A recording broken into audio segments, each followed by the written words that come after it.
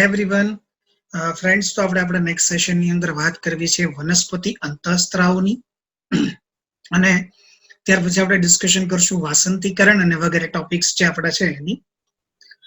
મિત્રો, અહીંયા આપણી સ્ક્રીન પર તમે જુઓ તો વનસ્પતિ અંતઃસ્ત્રાવની વાત કરવી છે. વનસ્પતિ અંતઃસ્ત્રાવો જે છે ને પોતાની પ્રકૃતિ મુજબ આપણે બે ભાગની અંદર વેચી શકીએ. મારે એને પોતાની પ્રકૃતિ મુજબ બે ભાગમાં વેચવા હોઈએ ને તો કેટલાક એવા છે કે જે વનસ્પતિમાં વૃદ્ધિ કરે છે, જ્યારે કેટલાક એવા છે કે જે વનસ્પતિની વૃદ્ધિને અવરોધે છે એવું ના કહી શકાય, પણ એ જે આમાં પ્રમોટરો છે, બરોબર છે, એને બેલેન્સ કરે છે. મતલબ કે જે વનસ્પતિના વૃદ્ધિ પ્રેરકો છે એને બેલેન્સ કરવાનો પ્રયત્ન કરે છે. હકીકતે એક સ્ટેટમેન્ટ હું તમને દઉં તો મિત્રો, કોઈ વનસ્પતિ વૃદ્ધિ અંતઃસ્ત્રાવ જે છે એને તમે પર્ટિક્યુલરલી પ્રમોટર અથવા તો ઇનહિબિટર એટલે કે અવરોધક અથવા તો તમે પ્રેરક કહી જ ના શકો. કેમ ના કહી શકાય? કારણ કે દરેકની પોતપોતાની, જેમ કે તમે ઓક્સિનની તમે વાત કરો તો ઓક્સિન અગ્રીય પ્રભાવિતા પ્રેરે, સાથે સાથે પાર્શ્વીય વૃદ્ધિને અવરોધે છે. તો મિત્રો, સાથે સાથે જે પાર્શ્વીય વૃદ્ધિને અવરોધતું હોય તેને આપણે અવરોધક ના કહી શકીએ? કહી શકીએ. તો આવી રીતે તમે ઇથિલિનનું એક્ઝામ્પલ લઈ લો તો ઇથિલિન ફળોના પકવવાની પ્રક્રિયાને એને ગ્રોથને વિકાસ કરાવે છે. તો આપણે શું એને અવરોધક કહી શકીએ? ના, એ અવરોધકની જગ્યાએ આપણે એના માટે વર્ડ યુઝ કરી શકીએ કે એ પ્રેરક છે. તો કોઈ અંતઃસ્ત્રાવ પ્રેરક કે અવરોધક ના કહી શકાય, પણ આપણે આપણી સરળતા ખાતર એની મેજોરિટી જે ઇફેક્ટ છે ને એના આધારે 3 ભાગ પડેલા છે. એ પૈકી આપણી પાસે 3 વૃદ્ધિ પ્રેરકો છે: ઓક્સિન, ઝિબ્રેલિન અને સાઇટોકાઇનિન.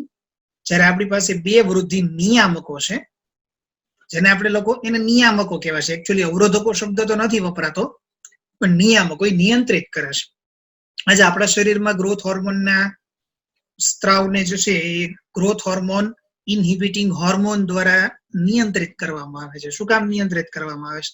જો નિયંત્રિત ના કરવામાં આવે તો સતત વધારો થતો રહે, અને એ ના થાય એ માટે આ નિયંત્રણ કરવાની જરૂરિયાત રહેતી હોય છે.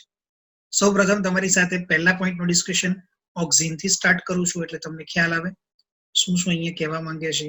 બરોબર, ચાલો જોઈએ ઓક્સિન. મિત્રો, ઓક્સિન વૃદ્ધિ પ્રેરક છે. ઓક્સિનની જો પહેલી વેલી મેઇન વાત કરીએ ને તો એનું સંશ્લેષણ જે છે એ પ્રકાંડની અગ્રકલિકામાં થાય છે. બરોબર છે, અને એનું થોડા ઘણા પ્રમાણમાં આપણને મૂળમાં આપણે જો કીધું મૂળમાં પણ ખૂબ ઓછા પ્રમાણમાં એનું સંશ્લેષણ થાય છે. અચ્છા, એના 2 પ્રકારો છે, એક કુદરતી અને એક કૃત્રિમ. કુદરતીની અંદર મારે એક્ઝામ્પલ લેવા હોય તો ઇન્ડોલ એસિટિક એસિડ અને ઇન્ડોલ બ્યુટેરિક એસિડ નું લઈ શકું. જ્યારે કૃત્રિમમાં મારે લેવું હોય તો નેપ્થેલિન એસિટિક એસિડ અને 2,4-D ડાયક્લોરોફિનોક્સાઇડ એસિટિક એસિડ નું એક્ઝામ્પલ હું લઈ શકું છું. બરોબર છે, તો આ 2 વાત થઈ ગઈ ઓક્સિન કુદરતી અને કૃત્રિમ ઓક્સિન, સંશ્લેષિત ઓક્સિન વાત કમ્પ્લીટ કરી. અચ્છા, હવે શું કરે છે તો કે પ્રકાંડનું જે કટિંગ હોય, પ્રકાંડને કટ કરેલું હોય તો એમાંથી હવે મૂળ ઉગવા જરૂરી છે. તેમાં મૂળ સર્જનને પ્રેરવા માટે ઓક્સિન જવાબદાર છે. એ સિવાય તો કે અનાનસમાં પુષ્પોદ્ભવ કરવા માટે જવાબદાર છે.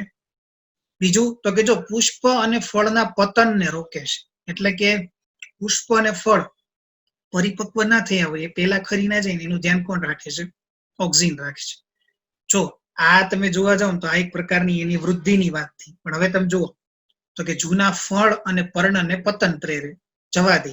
બરોબર છે, તો આ એની વિરુદ્ધ અસર થઈ ને, કે જૂના ફળ અને પર્ણોને પાછા એ જવા દે છે, મારી નાખે છે, પતન કરાવે છે. બરોબર છે, તો અગ્રકલિકાની વૃદ્ધિને પ્રેરે છે અને અગ્રીય પ્રભાવિતા જે છે પાર્શ્વીય વૃદ્ધિનો અવરોધ કરાવે છે. એટલે એકચ્યુઅલી થાય શું કે રૂટ ટીપ જે શૂટ ટીપ જે છે, અગ્રીય કલિકા જે કહેવાય, અગ્રકલિકા, પ્રકાંડની પ્રરોહાગ્રની કલિકા, ત્યાં ઓક્સિન શું કરે છે? એની લંબાઈમાં વધારો કરાવે છે. સાથે સાથે એ પાર્શ્વીય વૃદ્ધિને અવરોધે છે. એટલે વનસ્પતિની પાર્શ્વીય વૃદ્ધિ એટલે શું? વનસ્પતિની જાડાઈમાં, ઘેરાવામાં જે વધારો છે એને ઓક્સિન રેગ્યુલેટ કરે છે. બરોબર, આ વસ્તુ યાદ રાખજો ખાસ. આ સિવાય અફલિત ફળ વિકાસને પ્રેરે છે. બરોબર, પાર્થેનો કાર્પિક ફ્રૂટ જે છે, બરોબર છે, એના વિકાસને પ્રેરે છે. આ સિવાય 2,4-D જે છે એનો આપણે વેડિસાઇડ તરીકે, નીંદણનાશક તરીકે ઉપયોગ કરીએ છીએ. અને સાથે સાથે જલવાહકના વિભેદનનું નિયંત્રણ તથા કોષ વિભાજનમાં પણ ઓક્સિન મદદરૂપ થાય છે. બરોબર છે, તો ઓક્સિન વિશે આટલું આપણે યાદ રાખશું. બરોબર છે. નેક્સ્ટ તમને કીધું છે ઝિબ્રેલિન. બરોબર.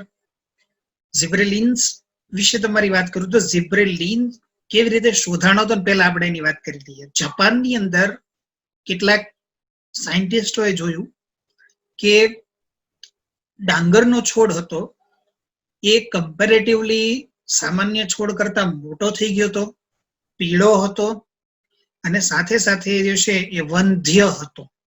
બરોબર.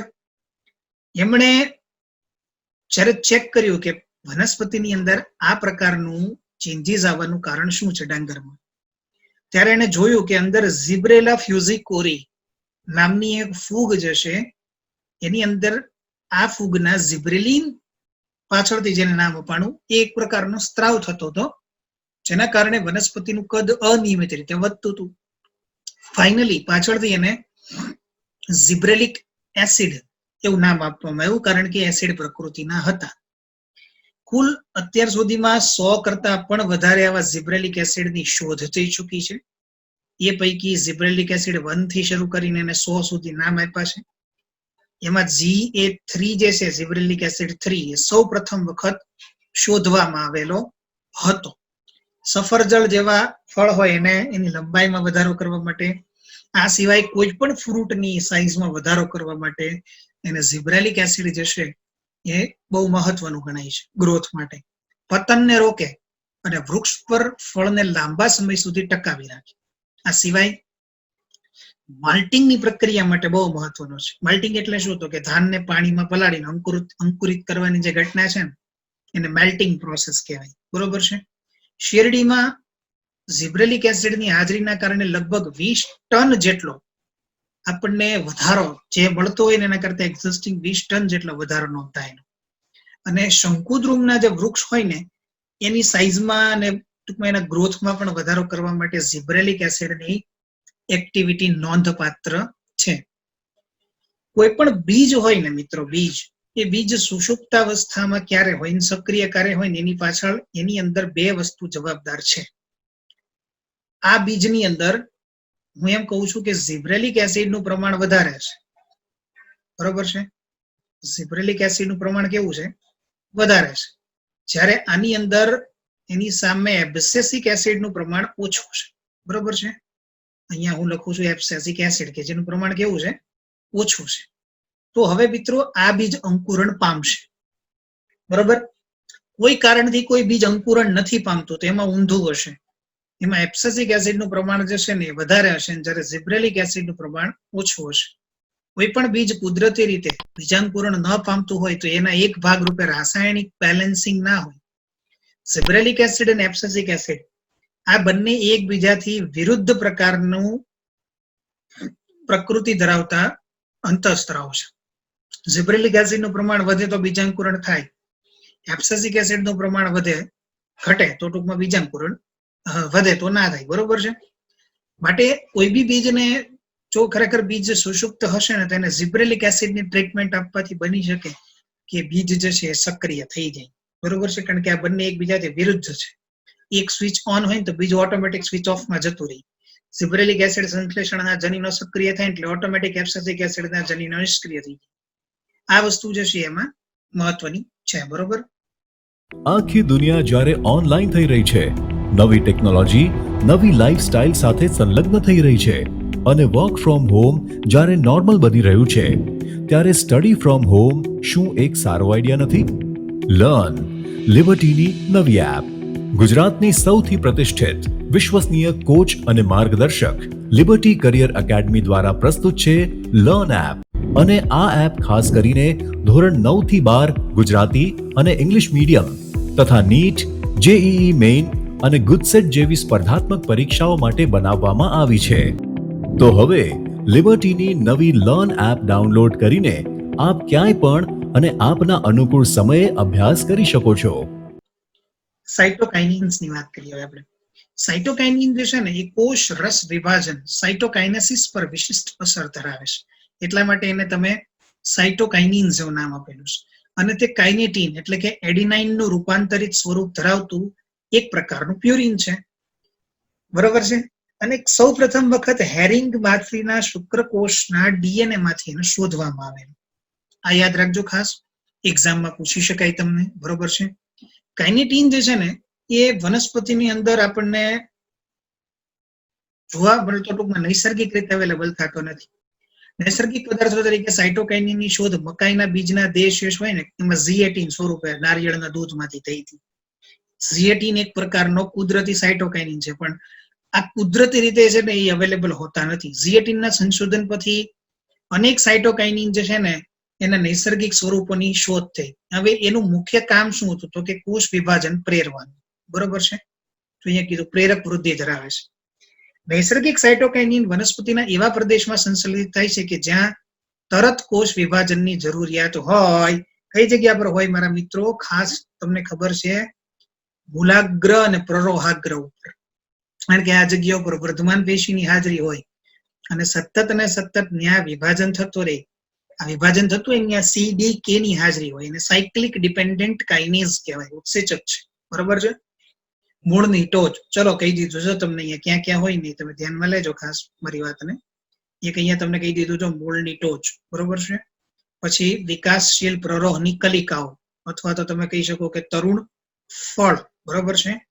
આ સિવાય તે કીધું કે તે નવા પર્ણોમાં હરિતકણ પ્રરોહની પાર્શ્વ વૃદ્ધિ અસ્થાનિક પ્રરોહના સર્જનમાં મદદરૂપ થાય છે, બરોબર. સાયટોકાઇનિન અગ્રીય પ્રભાવિતામાંથી મુક્તિ અપાવે છે, અગ્રીય પ્રભાવિતામાંથી, બરોબર છે. એટલે ફેલાવામાં પણ મદદ કરશે વનસ્પતિને. પોષક દ્રવ્યોના વિતરણને પ્રેરે, મોબિલાઇઝેશન પોષક દ્રવ્યનું છે એ એક જગ્યાએથી બીજી જગ્યાએ કરવા માટે રિસ્પોન્સિબલ છે. અને પર્ણોનું પતન અટકાવી દે. પર્ણો કારણ વગરના સમયનું પર્ણ પતન હોય ને તો એને પ્રેરતું અટકાવી દે. સમયે પર્ણ પતન બંધ થઈ જાય છે, બરોબર છે. તો આ વાત થઈ ગઈ કોની? તો કે સાયટોકાઇનિન્સ, બરોબર છે.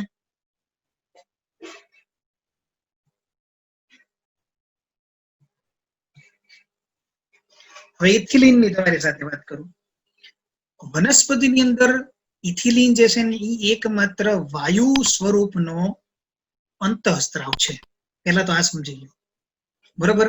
અને એનું પ્રમાણ હંમેશા તમને પતન પામતી જેટલી પણ પેશી હોય ને એમાં વધારે જોવા મળે. જો અહીંયા લખેલું છે આપણે કે પતન પામતી પેશી હોય ને એમાં સૌથી વધારે છે.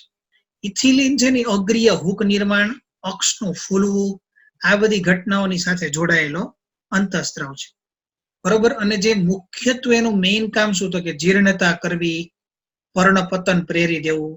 ઇથિલિન જે છે ને એ પોતે પર્ણપતન થતું હોય ને, પતન થતા પહેલા મિત્રો ત્યાં એક પ્રકારનું પતન સ્તરની રચના થઈ. પર્ણનું પતન થવું હોય, દાખલા તરીકે આ પર્ણ છે એ વનસ્પતિ સાથે આ રીતના એક ભાગથી જોડાયેલું છે, તો આ ભાગની અંદર પેલા એક પ્રકારનું એવું સ્તર બનશે નાનકડું તો અહીંયા કે જે એને પતન કરવા માટે રિસ્પોન્સિબલ છે. પતન થઈ ગયા પછી જે છે ત્યાં તૂટીને એમાંથી શું થશે તો કે નવું ટૂંકમાં પર્ણ પડી જશે, ત્યાં પછી નવું પર્ણ આવશે. ફળ પરિપક્વનમાં મહત્વનો જે છે ને એક તમને નામ આપું કે ઇથેફોન, એક પ્રકારનો કૃત્રિમ ફળ પરિપક્વન માટેનો ઇથિલિન છે. કોમર્શિયલ ઇથિલિન જેને કહેવાય.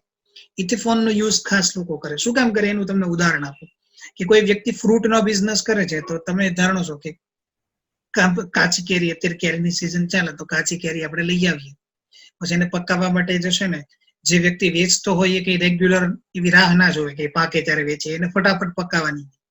એટલે એને પકાવવા માટે એ લોકો કોમર્શિયલી રીતે ઇથેફોન નો ઉપયોગ કરે, જેના કારણે એ વસ્તુ જે છે ઇઝીલી અવેલેબલ થઈ જાય માર્કેટમાં ઝડપથી, બરોબર છે. પુષ્પ અને ફળ પતનની પ્રક્રિયાને પણ પ્રેરે છે. આ સિવાય કાકડીમાં માદા પુષ્પના નિર્માણને પ્રેરે. કાકડીનો પાક વધારે લેવું હોય ને ત્યારે આ પ્રકારના અંતઃસ્ત્રાવની મદદ લેવાય. કેમ? તો કે જ્યારે તમે ઇથિલિનનો છંટકાવ કરેલો હોય અથવા તો ઇથિલિનની ટ્રીટમેન્ટ આપેલી હોય, પરિણામ સ્વરૂપે કાકડી હોય ને એમાં માદા પુષ્પોની સંખ્યા વધી જાય. માદા પુષ્પોની સંખ્યા વધે અને નર પુષ્પોની સંખ્યા ઘટે. હવે આપણે શું કરીએ, એના પર છંટકાવ કરી દઈએ પરાગરજનો. એટલે આપણે કાકડી ટૂંકમાં જેટલા માદા પુષ્પો છે ને એનું બધાનું શું થઈ જશે તો કે બધાનું ફલન થશે અને પરિણામ સ્વરૂપે આપણને કાકડીનો ઝાઝો પાક મળશે, બરોબર છે. તો આ મહત્વનું છે. અને બીજ કલિકાની સુષુપ્તતાને તોડવા માટે રિસ્પોન્સિબલ છે. જો કોઈ બીજની કલિકા હોય, બરોબર છે, બીજ અથવા તો કોઈ કલિકા બરોબર, તો એની સુષુપ્તતાને તોડવા માટે રિસ્પોન્સિબલ છે. બીજ સુષુપ્ત થઈ ગયું હોય, કલિકા સુષુપ્ત થઈ ગઈ હોય, એની ઇથિલિનની ટ્રીટમેન્ટ આપો તો એ ફરીથી સક્રિય થાય, તૂટી જાય. કલિકા છે તો ફરીથી શું ગ્રોથ કરવાનું શરૂ કરી દેશે, બરોબર. તો આ વાત થઈ ગઈ કોની મિત્રો? ઇથિલિન ની વાત થઈ ગઈ છે, બરોબર છે. નેક્સ્ટ તમારી સાથે વાત કરવી છે એબ્સિસિક એસિડની. મિત્રો એબ્સિસિક એસિડ એબ્સોલ્યુટલી સ્ટ્રેસ હોર્મોન તરીકે ઓળખાય છે. કેમ, હું તમને વાત કરું. એબ્સિસિક એસિડની શોધ જે છે ને પતન અને સુષુપ્તતાના નિયમનકારી ઉત્સેચકની ભૂમિકા માટે થઈ હતી, બરોબર. પણ અન્ય પીજીઆરની જેમ તે વનસ્પતિ વૃદ્ધિ અને વિકાસમાં વ્યાપક પ્રમાણમાં અસર ધરાવે છે. એક સામાન્ય વૃદ્ધિ અવરોધક તરીકે એનું કામ છે. એની મોટાભાગની અસરો કેવી છે, તો કે વૃદ્ધિ અવરોધકની છે, એટલા માટે, બરોબર. કારણ કે એ વનસ્પતિના ચયાપચયને અવરોધે છે. એબ્સિસિક એસિડ બીજના અંકુરણને અવરોધે. મેં હમણાં જ તમને કીધું કે ઝિબ્રેલિક એસિડ અને એબ્સિસિક એસિડ બંને એકબીજાથી વિરુદ્ધ પ્રકારના કાર્યો ધરાવે છે. તે અધિસ્તરમાં આવેલા વાયુરંધ્રોને બંધ કરવા પ્રેરે છે.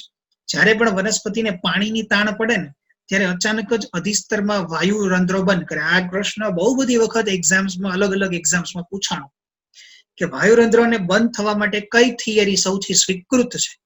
તો મિત્રો એબ્સિસિક એસિડ થિયરી જે છે ને સૌથી સ્વીકૃત માનવામાં આવે છે, બરોબર છે. અને આ સિવાય કોઈ પણ વનસ્પતિની સહનશીલતા જે હોય ને, તણાવ, એમાં ટૂંકમાં એ વધારો કરવા માટેની ક્ષમતાને બક્ષે.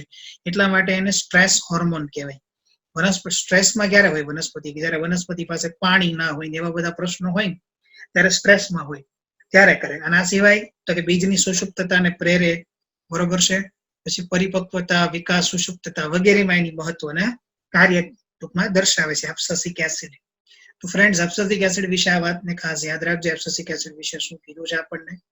નેક્સ્ટ વાત કરીએ હવે આપણે, આગળ વાત કરીએ.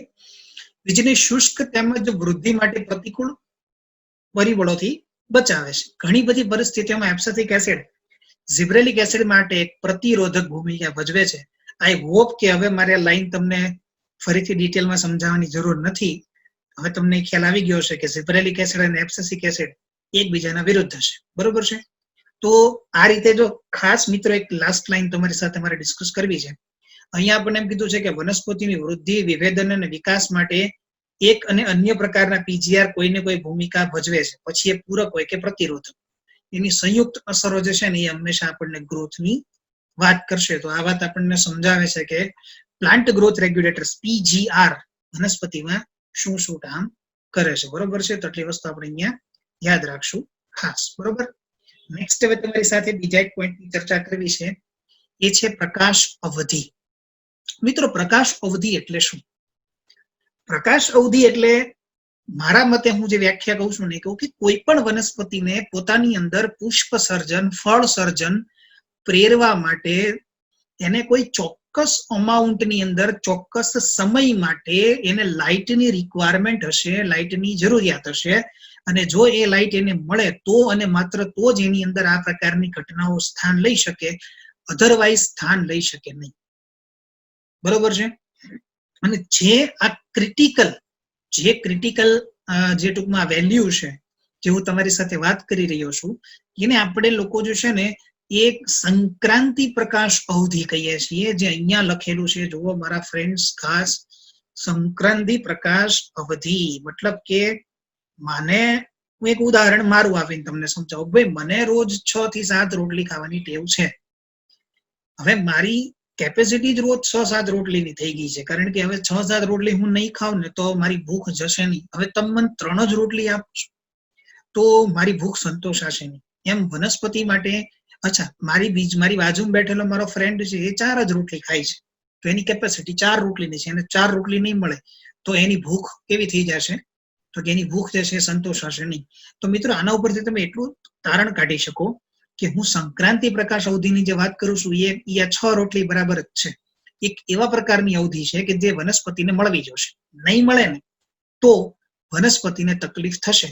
અચ્છા, પ્રકાશ સંક્રાંતિ અવધિ જે છે ને, સંક્રાંતિ પ્રકાશ અવધિ, એના આધારે હું વનસ્પતિઓને 3 ભાગમાં વેચી શકું. કઈ કઈ?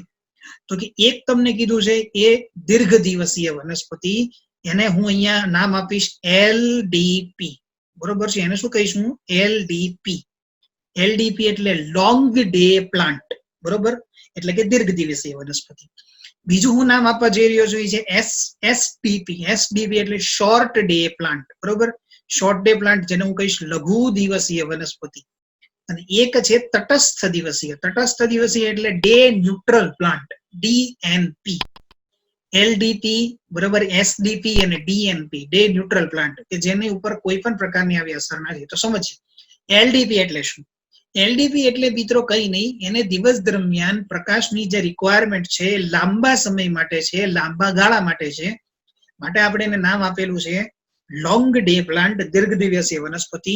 હવે આ જ દીર્ઘ દિવસીય વનસ્પતિની અંદર તમે જુઓ તો તમને સમજાવેલું છે કે આ એના માટે એક બોર્ડર આપી છે, એના બોર્ડરમાં કીધું છે કે સંક્રાંતિ પ્રકાશ અવધિ. જો એને દિવસ દરમિયાન સંક્રાંતિ પ્રકાશ અવધિ કરતા ઓછો પ્રકાશ મળશે તો એનામાં પુષ્પ સર્જન નહીં થાય. જો અહીં લખેલું નથી, પણ એને એના કરતા વધારે પ્રકાશ મળશે તો પુષ્પ સર્જન થશે. જો અહીંયા ફૂલ આવે છે, દેખાય છે? ઓકે. હવે બીજું તમને શું કીધું છે અહીંયા જુઓ કે તમને સંક્રાંતિ પ્રકાશ અવધિની જે એને રિક્વાયરમેન્ટ કીધી છે એની કરતા વધારે તમે જો લાઇટ આપશો તો લઘુ દિવસીય વનસ્પતિમાં અહીંયા જો પુષ્પ સર્જન નહીં થાય. પણ એની સંક્રાંતિ પ્રકાશ અવધિ કરતા તમે એને ઓછી લાઇટ આપશો, બરોબર છે, તો ચોક્કસપણે એનામાં પુષ્પ સર્જન થશે. જો અહીં લખેલું પુષ્પ સર્જન દેખાય છે, બરોબર. અને એવી જ રીતે ડે ન્યુટ્રલ. ડે ન્યુટ્રલ એટલે એની ઉપર આવી કોઈ સંક્રાંતિ અવધિની સાથે એને લેવા દેવા છે જ નહીં, પોતાની રીતે ગમે ત્યારે ગમે તેમ વર્તી શકે, એને કહેવાય ડે ન્યુટ્રલ પ્લાન્ટ્સ. તો આ રીતે 3 વનસ્પતિઓ વિશે યાદ રાખજો. આઈ હોપ કે હવે તમને આ બાબત ક્લિયર હશે, બરોબર છે. એ પુષ્પ સર્જન પર પ્રકાશ અને અંધકારની સંબંધિત અવધિ પર અસર કરે છે. કેટલો, જો આમાં તમને એવું લાગતું છે કે લાઇટ નહીં મિત્રો, લાઇટ નહીં, લાઇટની સાથે સાથે એક અંધકારનો પણ એને તબક્કો મળવો જરૂરી છે. જેમ કે ડે ન્યુટ્રલ પ્લાન્ટ છે તેની માટે કોઈ લેવા દેવા નથી, પણ જે શોર્ટ ડે પ્લાન્ટ છે તો એને પ્રકાશ ઓછો ને અંધકાર વધારે જોઈએ છે. જ્યારે લોંગ ડે પ્લાન્ટ છે એને પ્રકાશ વધારે ને અંધકાર ઓછો જોઈએ છે, બરોબર. પ્રકાશ અને અંધકારની અવધિ પર પર્ણના ગ્રહણની શક્તિની જગ્યા છે. અનુમાનિત કોઈ અંતઃસ્ત્રાવ પર્ણથી, અનુમાનિત રીતે જોવા જઈએ તો કોઈ પણ અંતઃસ્ત્રાવ પર્ણથી પ્રરોહ તરફ જઈને પુષ્પ સર્જન પ્રેરે. ફ્લોરિજન નામનો અંતઃસ્ત્રાવ જે છે ને પુષ્પ સર્જન પ્રેરવા માટે રિસ્પોન્સિબલ છે. પર્ણથી પ્રરોહ તરફ જાય એવું અનુમાનિત છે. કાલ્પનિક રીતે એમ મનાય છે કે કોઈ પણ અંતઃસ્ત્રાવ છે ને પર્ણોથી પ્રકાંડ જઈને, પ્રકાંડના અગ્ર તરફ જઈને શું કરે છે તો કે પુષ્પોદ્ભવની ક્રિયાને પ્રેરે છે. તો પુષ્પોદ્ભવની ક્રિયા થવા માટે એને ચોક્કસ સમય માટે પ્રકાશ અને એક ચોક્કસ સમય માટે અંધકાર મળવો જોશે. જો નહીં મળે ને, અને સાથે સાથે મિત્રો એને ચોક્કસ તાપમાન પણ મળવું જોઈએ. માટે મોટા ભાગની વનસ્પતિમાં પુષ્પ સર્જનની ક્રિયા મોડી રાત્રે 12 વાગ્યા પછી થાય, 1-2 વાગતા, જ્યારે વાતાવરણ ઠંડુ હોય ને ત્યારે પુષ્પ સર્જનની ક્રિયા થાય, કારણ કે એના કારણે એને પુષ્પ સર્જન કરવું ઈઝી બને એટલા માટે, બરોબર છે. તો આ વાત થઈ ગઈ આપણી ટોટલ જે છે પ્રકાશ અવધિની. શું કહેવા માંગે છે? નેક્સ્ટ તમારી માટે કીધું છે વાસંતીકરણ કોને કહેવાય છે. હવે વાસંતીકરણ પણ બહુ ઇમ્પોર્ટન્ટ વસ્તુ છે, સમજો ખાસ, બરોબર છે. તો કેટલીક વનસ્પતિમાં પુષ્પ સર્જન જે છે ને માત્રાત્મક અને ગુણાત્મક રીતે જ્યારે તમે એને ઓછું તાપમાન આપો ને ત્યારે જ થાય. આ ઘટનાને વાસંતીકરણ કહેવાય. તો મિત્રો વાસંતીકરણમાં આપણે શું કરીએ છીએ તો કે આપણે કૃત્રિમ રીતે કોઈ પણ વનસ્પતિમાં પુષ્પ સર્જન પ્રેરવા માટે એને કોઈ ચોક્કસ સમય માટે ઓછું તાપમાન આપીએ છીએ. કેટલું? તો કે લગભગ 10 ડિગ્રી જેટલું, બરોબર છે. તે મૂલ્યવાન પ્રજનનીય વિકાસની પ્રક્રિયાને વિલંબિત કરી દે છે અને આમ વનસ્પતિને પરિપક્વતા પ્રાપ્ત કરવા માટે શું થાય છે, પૂરતો સમય મળી રહે છે. વાસંતીકરણમાં ખાસ યાદ રાખજો કે નીચા તાપમાને પુષ્પ સર્જન પ્રેરિત કરવાની આ ઘટના છે. નીચા તાપમાને 10 ડિગ્રી આજુબાજુ. અને કેટલીક મહત્વની ખાદ્ય વનસ્પતિઓ જેમાં તમે ઘઉં છે, જવ છે, રાઈ છે, એ 2 પ્રકારની જાતો ધરાવે છે, શિયાળાની અને વસંતની. શિયાળા અને વસંતના ઘઉં. કેમ આવું? તો કે સામાન્ય રીતે વસંત ઋતુમાં તમે જ્યારે બીજનું વાવેતર થાય, જે ઋતુની સમાપ્તિ કે અંતમાં વૃદ્ધિ કે ફળનું સર્જન પ્રક્રિયા પૂરી કરે છે. અને શિયાળામાં ઉગતી વનસ્પતિની જાતિઓ હોય ને, બરોબર, એ વસંત ઋતુમાં વાવવામાં આવે તો ન તો પુષ્પ સર્જન થાય, ન તો ફળ સર્જન થાય. શું કામ? તાપમાન. શું કામ? તાપમાન. શિયાળામાં તાપમાન નીચું હોય જ્યારે વસંતમાં તાપમાન વધારે હોય, બરોબર છે, એટલા માટે. જો આગળ કીધું કે શરદ ઋતુમાં, જેથી તેને શરદ ઋતુમાં વાવવામાં આવે તો અંકુરિત થશે. નવી કુપળો રૂપે શિયાળો પસાર કરે અને વસંત ઋતુમાં પછી પુષ્પ સર્જન અને ફળ સર્જન દર્શાવે છે.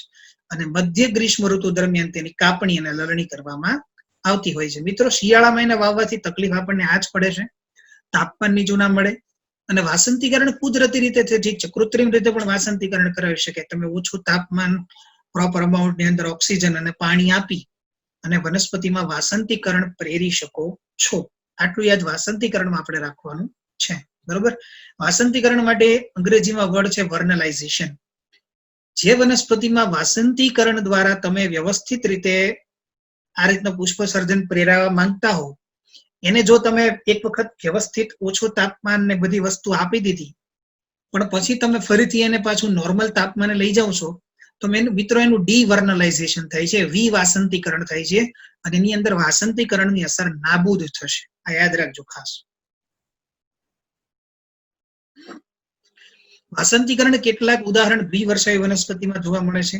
દ્વિવર્ષાયુ વનસ્પતિઓ એક સ્ત્રી કેસરી હોય છે, જે સામાન્ય રીતે પુષ્પો ધરાવે છે અને બીજી ઋતુમાં પુષ્પ સર્જન આપે છે, તેમજ તે નાશ પામે છે. શક્કરિયા, કોબી, ગાજર આ બધી દ્વિવર્ષાયુ વનસ્પતિઓ છે.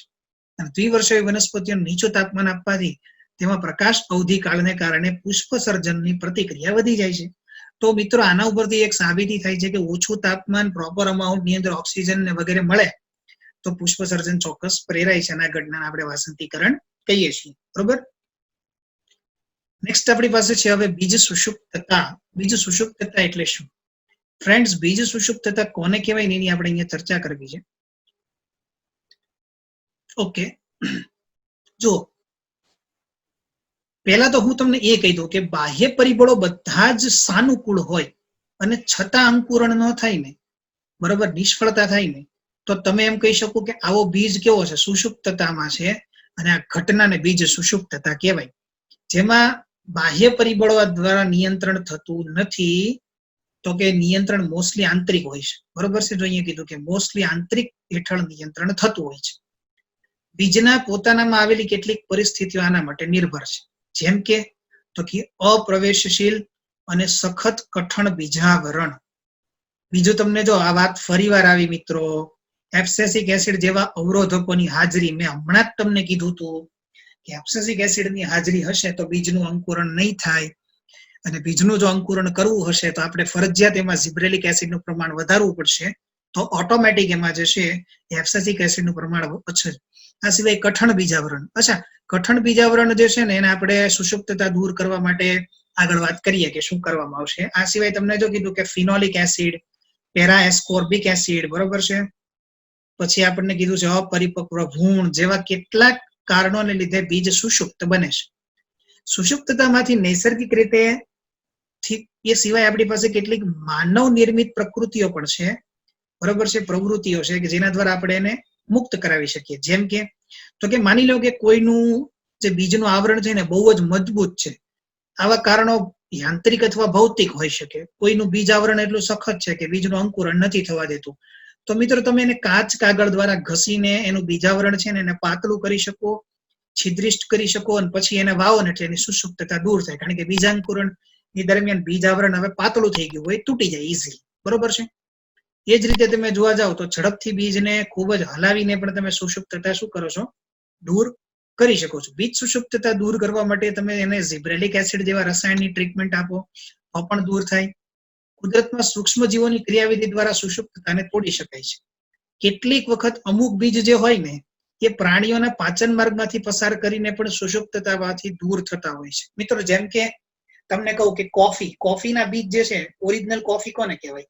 તો કે ઓરિજિનલ કોફીનું નામ કોફી લ્યુવાક કરીને એક પ્રકારની કોફી આવે. એમાં જ્યારે પ્રાણીઓ છે ને કોફીના બીજને ખાઈને પછી એના આંતરડામાંથી એ પસાર થઈ અને બહાર આવે ને ત્યારે આ પ્રકારની કોફી આપણને બનતી દેખાય. બીજને અનુલક્ષીને શીતન પરિસ્થિતિઓ જે કીધી છે આપણને, જેમ કે ઝિબ્રેલિક એસિડ અને નાઇટ્રેટ જેવા કેટલાક રસાયણો અપનાવી અને અવરોધક પદાર્થની અસર દૂર કરીને તમે સુષુપ્તતા તોડી શકો છો.